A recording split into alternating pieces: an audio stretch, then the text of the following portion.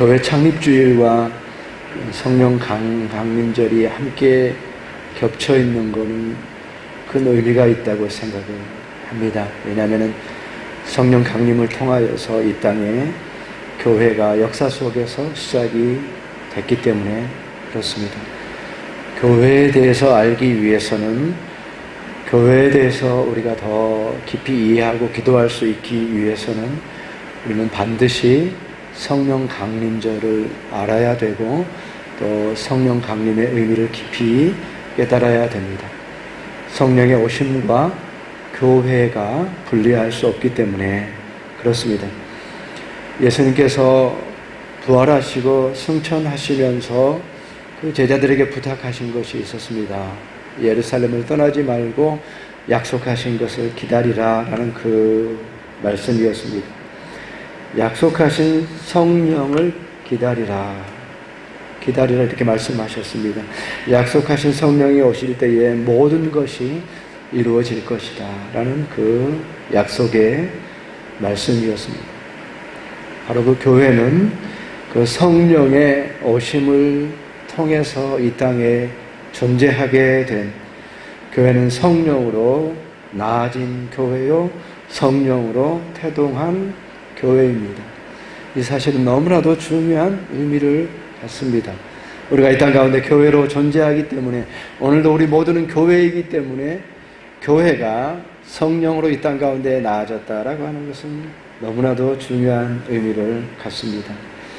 오늘 본문 2장 1절 말씀에 오순절 날이 이미 이름에 그들이 다 같이 한 곳에 모였더니 호련히 하늘로부터 급하고 강한 바람 같은 소리가 있어 그들이 앉은 온 집에 가득하며 마치 불의 혀처럼 갈라지는 것들이 그들에게 보여 각 사람 위에 하나씩 임하여 있더니, 성령의 임하심의 모습을 너무나도 강력하게 경험되어진 그 성령의 강림의 모습을 우리에게 보여주고 있는데, 성령께서 오셔서 온 집에 가득했다. 공동체를 의미하는 것입니다. 교회를 의미하는 것입니다. 그래서 공동체 가운데 성령께서 임하시고, 3절의 말씀을 보면 어떻습니까? 불의 혀처럼 갈라지는 것들이 그들에게 보여 각 사람 위에 하나씩 임하였다. 그래서 개개인에게 성령이 임하셨음을 보여주고 있습니다.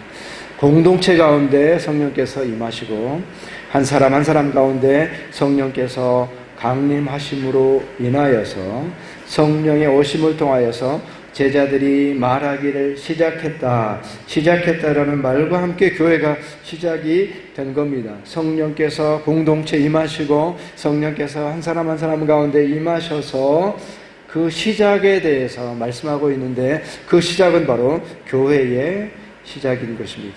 교회는 성령으로 나아진, 성령으로 태동한 교회입니다. 이 점은 너무나도 중요한 의미를 갖습니다. 우리 모두가 교회라고 할 때, 교회 역사가 지금까지도 이어져서 지금도 우리가 교회로 이 땅 가운데 존재하게 될 때에 그 시작이 공동체 가운데 임한 성령으로, 한 사람 한 사람 가운데 임한 성령으로 시작되었다라고 하는 것은 너무나도 중요한 것입니다. 2장 우리가 본문으로 읽진 않았지만 36절의 말씀에 그런즉 이스라엘 온 집은 확실히 알지니 너희가 십자가에 못 박은 이 예수를 하나님이 주와 그리스도가 되게 하셨느니라 라는 이 말씀을 통해서 성령의 오심에 대해서 베드로가 얘기를 하고, 그 다음에는 곧바로 예수 그리스도의 복음에 대해서 얘기를 하는 것입니다. 교회가 가지고 있어야 될 복음, 교회가 선포해야 될 그 복음이 성령의 그 오심을 통해서 시작되었는데, 예수 그리스도의 복음을 통해서, 복음의 증거를 통해서 교회가 탄생하는 것을 보게 됩니다. 교회는 성령으로 나아진 성령의 교회입니다. 교회는 성령의 교회입니다. 우리가 교회를 말할 때에 성경에서 분명하게 기록되어 있는 것처럼 교회는 하나님의 교회다. 교회의 머리는 그리스도이시다. 그리고 교회는 성령으로 태어났다라고 하는 이 말씀이, 성령으로 나아졌다라는 이 말씀이 삼위일체적 관점에서 보게 되면 다 같은 말입니다. 하나님의 교회요, 교회의 머리는 그리스도이시요 교회는 성령이 나오셨다라는 이 말은 같은 의미가 되는 것입니다. 교회는 성령의 교회입니다. 성령의 교회가 될 때에만, 삼위일체적인 교회가 될 때에만 진정한 교회의 의미를 갖게 되는 것입니다. 그래서 교회는 성령의 교회라고 하는 것은 그야말로 교회의 본질, 교회의 본성을 얘기할 때에 자동적으로 연결되어지는 그런 의미가 되어야 됩니다. 교회는 성령의 교회다. 우리가 불을 얘기하면 불은 에너지다라고 하는 것이 연결되어집니다. 물을 얘기할 때 물은 생명이다라고 하는 핵심적인 내용이 연결됩니다. 나무를 얘기할 때는 성장을 얘기합니다. 칼을 얘기할 때는 결단을 의미합니다. 거울을 얘기하는 진실이 연결됩니다. 그 명칭과 본질이 연결되는 것처럼 교회는 성령의 교회이다. 이 사실을 우리 모두는 결코 잊어서는 안 됩니다. 교회의 본질을 얘기할 때 성령으로 나아진 교회라는 이 사실을 분명하게 깨달아야 되는 것입니다. 성령의 교회는 성령으로 나아졌고 또 나아가서 성령의 교회는 성령으로 사는 교회입니다. 교회가 존재하는 것은 성령으로 존재하고 교회는 성령으로 사는 교회입니다. 교회가 어떻게 존재할 것인가, 어떻게 이 땅 가운데 교회는 교회 될 것인가 라고 하는 이 질문에 대해서 교회는 성령으로 살 때의 교회입니다. 성령으로 태어났고 성령으로 사는 것이 교회입니다. 4절 말씀에 그들이 다 성령의 충만함을 받고 성령이 말하게 하심을 따라 다른 언어들로 말하기를 시작하니라. 이 말씀 속에서 그들이 다 성령의 충만함을 받았다. 다 성령에 충만했다. 성령에 충만했다. 그들이 성령이 충만했을 때 그들은 교회입니다. 그들이 성령이 충만했을 때 그들은 이 땅 가운데 교회답게 존재하는 것입니다. 그들이 성령으로 충만할 때 저기 교회이다라고 말할 수가 있는 것입니다. 성령의 교회라고 하는 것은 성령으로 사는 교회, 성령으로 존재하는 교회, 성령으로 충만한 교회입니다. 그때에만 이 땅 가운데 교회라고 말할 수가 있어요. 성령으로 존재하지 않으면, 성령으로 충만하지 않으면, 성령으로 살지 않으면 교회라고 말할 때에 껍데기밖에 남지 않습니다. 성령으로 살 때에만 교회는 교회되는 것입니다. 고린도전서 3장 16절의 말씀, 이 말씀 우리 다 같이 오늘 본문의 말씀이 아니니까 함께 우리 봉독해 보겠습니다. 함께 봉독합니다. 시작. 너희는 너희가 하나님의 성전인 것과 하나님의 성령이 너희 안에 계시는 것을 알지 못하느냐. 아멘. 너희가 하나님의 성전이요 하나님의 성령이 계신다. 거룩한 성전이다. 거룩한 교회다. 이 말은 곧 하나님의 성령이 계신다. 성령이 계셔야, 성령으로 살아야 교회가 되는 것입니다. 교회가 있어도 성령께서 계시지 않으면 교회 될 수 없습니다. 껍데기는 있겠지만 본질이 없습니다. 이 사실은 너무나도 우리에게 중요하지 않습니까? 그 어떤 형식이 다 필요합니다. 예배 시간에 모이는 것도 필요하고 모든 예배 순서들도 필요하고 순서들을 맡아서 행하는 이 모든 것들이 다 필요합니다. 그러나 이런 것들은 모두 다 외적인 것입니다. 형식적인 것입니다. 교회로 교회되게 하는 것은 성령이 충만할 때에 교회되는 것입니다. 마치 거대한 풍선에 공기가 없으면 그 기구와 같은 풍선이라고 하지라도 공기가 없으면 유지되지를 못합니다. 유지될 수가 없습니다. 전등이 달려 있어도 그 전등에 전기가 공급되지 않으면 결코 어둠을 밝힐 수가 없습니다. 전등에는 전기가 필요합니다. 식물이 생생하게 살아가다가도 그 생물에 물이 공급되지 않으면 한순간에 축 처져버립니다. 이건 당연한 것입니다. 아무리 외적인 것이 갖춰져 있다고 할지라도 본질적인 것이 없으면 그것이 생명으로 유지될 수 없는 것처럼 교회에 영적인 충만함이 없으면 이제는 그것을 대신해서 그 어떤 것들을 지지대로 삼아야 되겠죠. 그것을 통해서 그 어떤 것들을 지지대로 삼아서 그럴듯하게 보일 수도 있겠죠. 그러나 교회는 다른 지지대가 아니라 성령의 계심으로 성령의 충만함으로, 성령의 살게 하심으로만 지지되어야 됩니다. 교회가 교회되는 것은 성령의 충만함입니다. 성령이 계실 때에, 성령이 함께 하실 때에, 성령의 충만함을 우리 모두가, 공동체와 개개인이 다 그것을 우리가 함께 확신하면서 성령 충만한 가운데에, 성령 충만한 이들이 함께 모였을 때에 그곳은 교회, 오늘 이 사도행전에서 우리에게 말해주었던 교회가 되는 거예요. 교회로 살게 하는 것은 성령의 충만함입니다. 성령의 교회는 오늘 4절의 말씀에 그들이 다 성령의 충만함을 받았죠. 성령이 말하게 하심을 따라서 다른 언어들로 말하기를 시작하니라, 이 말씀인데 4절의 말씀이 여러 가지 면에서 인용되고 있습니다. 사실 한 구절 한 구절이 다 소중한데, 성령이 말하게 하심을 따라라는 이 구절에 우리가 집중해서 보게 되면은 성령의 교회는 어떠한 교회이겠습니까? 성령이 하게 하심을 따라가는 교회다. 성령께서 말하게 하심을 따라서 그들이 말했습니다. 방언을 말하기도 하고 복음을 말하기도 했습니다. 그런데 그냥 임의로 말하는 것이 아니라 성령의 교회이기 때문에 성령께서 하게 하심을 따라, 우리가 그냥 자칫 지나가게 되면 그냥 지나칠 수 있지만은 너무나도 중요한 말씀입니다.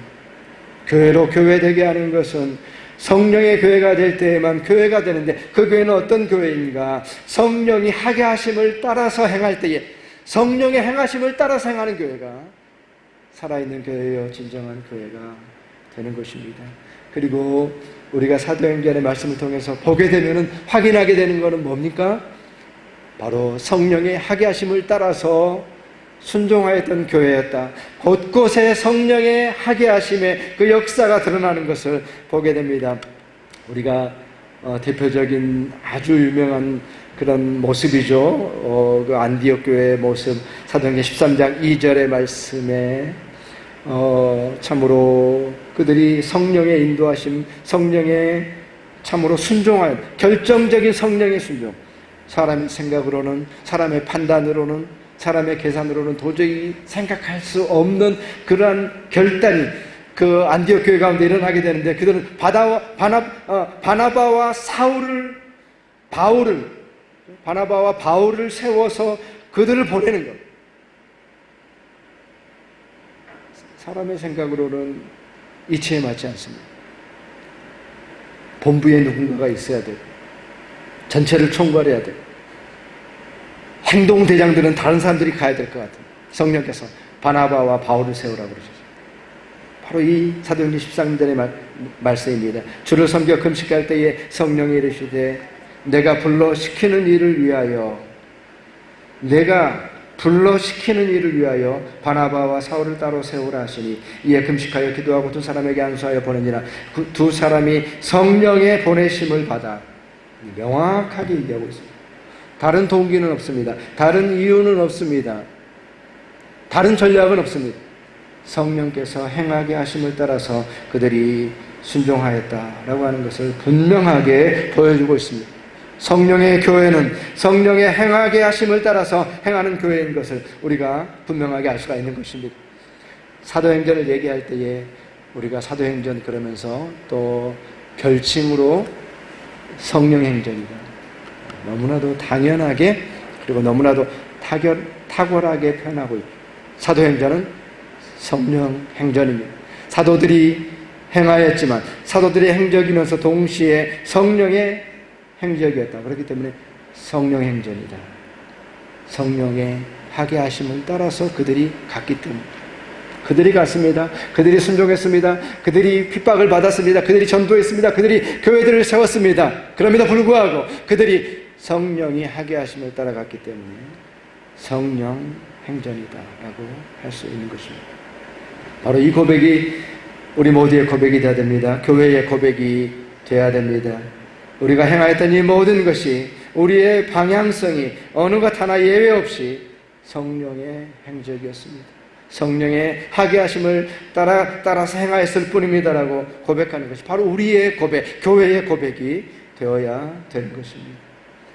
성령이 하게 하심을 따르지 않으면 갈라디아서 말씀이나 로마서 말씀에서 분명하게 보여주고 있죠.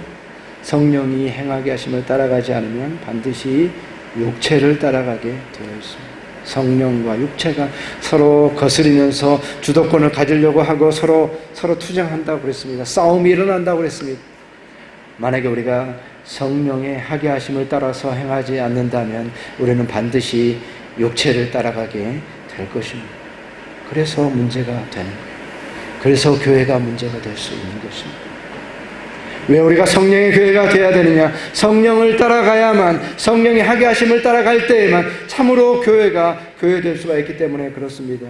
성령이 하게 하심을 따라가지 않으면 우리는 육체를 따라갈 수밖에 없고 우리의 한계 안에서, 우리의 형편 안에서 시대의 흐름을 따라갈 수밖에 없기 때문에 점점 더 성령의 역사는 희미해지고 미미해질 수밖에 없는 것입니다.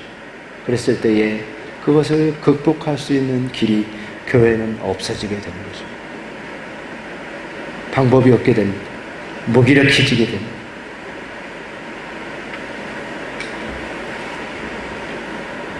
성령의 교회는 이 땅 가운데 존재하는 교회로서 그것은 이론이 아닙니다. 그건 실제인 것입니다. 이 땅에 교회가 존재하는 방식인 것입니다. 마치 우리가 텐션에서 내려오는 시원한 바람이 이론으로 말하지 않습니다. 여름이 되면은 참 알마티가 지내기 좋은 것이 이 더운 날씨에도 불구하고 해가 지면 시원한 바람이 텐션으로부터 내려옵니다. 꽤 느껴질 만큼 내려옵니다. 그렇기 때문에 참 여름이라도 지내기 좋은 곳이 되는 것이죠. 그 텐션의 시원한 바람은 이론이 아닙니다. 실제입니다. 우리가 느끼는 것입니다. 교회가 성령의 교회가 된다라고 하는 사실은 성령의 교회는 그냥 미사려구가 아닙니다. 관용구가 아닙니다. 신학적 용어가 아닙니다. 그것은 우리 가운데 교회로 존재하는 우리 모두에게 실제해야 되는 것입니다. 그것이 성령의 교회의 의미입니다. 지난 주간에 우리 교단의 한 선배님으로부터 아주 타고난 글을 하나 받았습니다. 발제문을 제가 하나 받았는데 그 글의 제목은 기독교 대전환의 시대에 무엇을 해야 하나? 기독교 대전환의 시대에 무엇을 해야 하나? 그러니까 기독교 위기를 생각하면서 이름을 잘 붙이셨더라고요. 대전환의 시대. 물론 이제 그 비슷한 말들이 무슨 뭐 개혁, 혁명, 또 갱신, 또 뭐 이런 말들 뭐 많이 있겠죠. 근데 표현을 기독교 대전환, 지금은 기독교 대전환의 시대다 이렇게 표현하면서 그것에 대해서 여러 가지로 제시를 하는 그런 소중한 글을 받아봤는데 이 대전환의 시대에 해야 될 게 무엇인가라고 말할 기후정의, 가장 먼저 기후의 문제에 있어서 기후정의 문제를 얘기했고요. 평화의 문제, 반전과 군축의 그 부분에 있어서 그의 역할, 평화를 위한 우리의 노력을 얘기를 했고요. 민주주의의 회복을 얘기를 했고요. 교육 부분에 있어서의 갱신과 재구성, 이런 식으로 꼭 필요한 내용들, 또 기독교계가 공헌하고 이끌어야 될 내용들에 대해서 쭉 이렇게 설명을 하는 탁월한 글을 받았습니다. 근데 이 글을 읽으면서 저는 오늘 그 성령의 교회의 말씀을 준비하고 있었기 때문에 저는 그 점이 아쉬웠고 그 점이 없었기 때문에 저는 매우 안타깝게 생각했습니다. 과연 기독교 대전환이라는 것, 교회가 새로워진다라고 하는 것이 기후 정의를 얘기하고 평화를 얘기하고 민주주의를 얘기하고 교육을 얘기할 때에 과연 교회가 새로워질 것일까? 교회의 새로워짐, 우리가 태어났던 곳으로 돌아가서 기독교의 대전환은 우리가 성령의 교회가 될 때에만 가능한 것이 아닐까. 탁월한 글이었지만 참으로 그 가운데서 안타까움을 제가 느끼게 됐습니다. 우리 모두가 추구해야 되는 성령의 교회입니다. 우리 청소년들이 이제 내일부터 가루 수련회를 가게 되는데 가루 수련회에서 청년들이 모이고 탁월한 강사들이 오고 또 예배를 드리고 할 때에 무엇을 기도해야 될 것인가? 성령의 충만을 기도하는 것입니다. 성령의 일하심을 기대하는 것입니다. 다른 기대를 가지고 가지 마시고 성령께서 그 자리에 임하시고 성령으로 공동체와 우리 청소년들과 나 자신을 충만하게 하시고 그 가운데서 일하시도록 기도하는 것입니다. 다른 것은 없습니다. 물론 그 시클이 너무나도 아름다워서 모래사장에서 또 공놀이도 하고 해야 되겠지만 알마티 교회가 처음 시작되었을 때의 그 표어가 꿈이 있는 디아스포라, 희망이 되는 교회였습니다. 그리고 그 표어는 아직까지 변하지 않습니다. 꿈이 있는 디아스포라, 희망이 되는 교회. 어떻게 꿈이 있는 디아스포라가 되고 희망이 되는 교회가 될까? 어떻게 감히 희망이라고 감히 말할 수가 있을까? 우리가 성령의 교회가 될 때에만 희망이 되는 교회가 될 수 있는 것입니다. 오늘 말씀 참으로 2장의 본문인데 1장 4절의 말씀에 이러한 말씀이 있습니다. 사도와 함께 모이사 그들에게 분부하여 이르시되 예루살렘을 떠나지 말고 내게 들은 바 아버지께서 약속하신 것을 기다리라. 예수님의 말씀인데 예루살렘을 떠나지 말고 약속하신 것을 기다리라. 기다린다라고 하는 의미를 생각해 봅니다. 왜 예수님께서 기다리라고 하셨을까? 그리고 이 기다림이라는 단어가 성령의 교회에 있어 너무나도 중요하다는 것을 알게 됩니다. 다른 것을 하는 것이 아니라 기다리라고 말씀하고 계십니다. 교회와 우리 자신이 해야 되는 것이 바로 이 기다림이라고 하는 것을 오늘 말씀해 주고 있는 거죠. 성령의 교회가 되기 위해서 기다려야 되는 것입니다. 기다림이라는 것은 무엇입니까? 우리의 노력이나 우리의 수고나 우리의 애씀이 없는 상태죠. 기다림이죠. 성령께서 오시는 것을 단지 기다릴 뿐입니다. 그렇다고 한다면 우리가 성령의 교회 되기 위해서 그 기다림, 예수님께서 우리에게 말씀하시는 것은 기다리라고 하셨는데 그 기다림은 어떤 것일까요? 그 기다림은 오늘 2장, 3장을 통해서 보여주고 있는 것처럼 그들은 기다리면서 기도했습니다.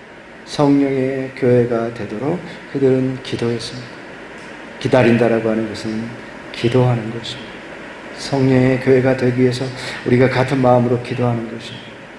기다린다라고 하는 것은 말씀의 확신을 얻는 것입니다. 말씀의 확신이 있으면 되는 거예요. 그래서 성령이 왔을 때 어떻습니까? 베드로의 그 설교가 말씀이 쏟아지는 설교가 됐잖아요. 요엘서의 말씀과 복음이 쏟아지는 설교가 된 것이 무엇입니까? 그 기다림의 시간이라고 하는 것은 성령께서 오실 때에 말씀의 확신을 주시는 그 시간인 것입니다. 기다림의 시간, 우리가 가진 말씀에 대한, 복음에 대한 확신을 갖는 시간입니다. 기다림의 시간은 간절히 사모하는 것입니다. 모두가 사모하는 것입니다. 성령의 교회가 되도록. 기다림의 시간은 인내의 시간입니다. 기다림의 시간은 순종의 시간입니다. 기다림의 시간은 하나님에 대한 기대입니다. 하나님을 소망하는 것입니다. 하나님은 우리의 믿음의 대상이면서 희망의 대상이고 소망의 대상입니다.